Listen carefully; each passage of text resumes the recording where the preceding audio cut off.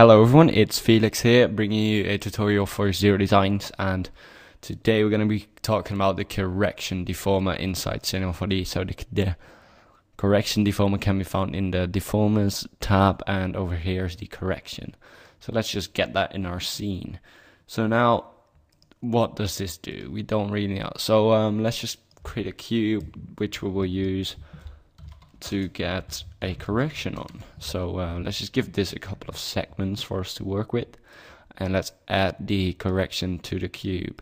So now if we select this, you might not have this pop up, so all you have to do is click this square with the orange thing on top, and you can select pretty much point over here.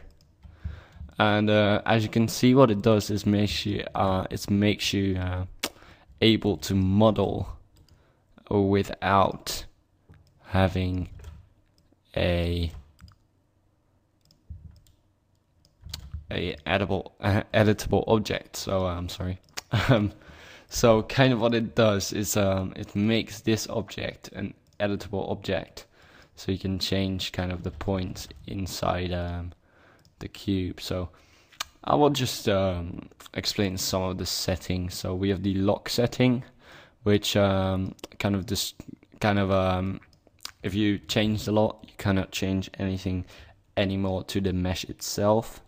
Then we have the scale option, which you can tick. I don't really know what it does. It doesn't look anything too good. Then we have the mapping. You can change the mapping of the object. That's pretty much how it is going to deform, but we'll just keep it on nearest.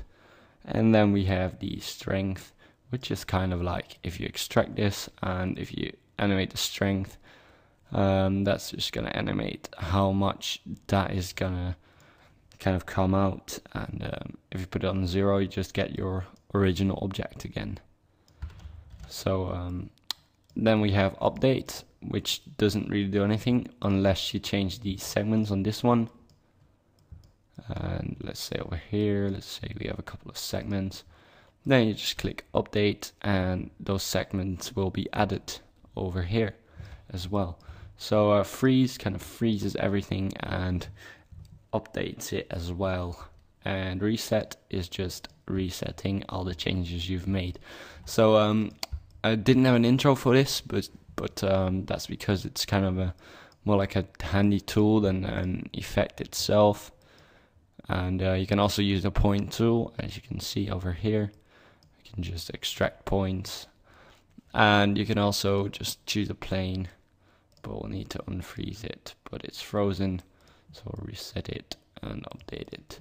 But I hope you enjoyed this tutorial, and I hope it was a bit helpful. So I'm not the best at modeling, as you might have noticed, but I'll try.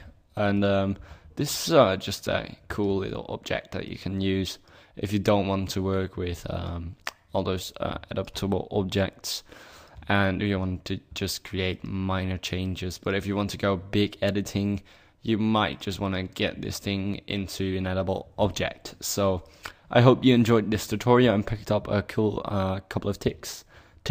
I'm sorry, and I'll see you guys soon.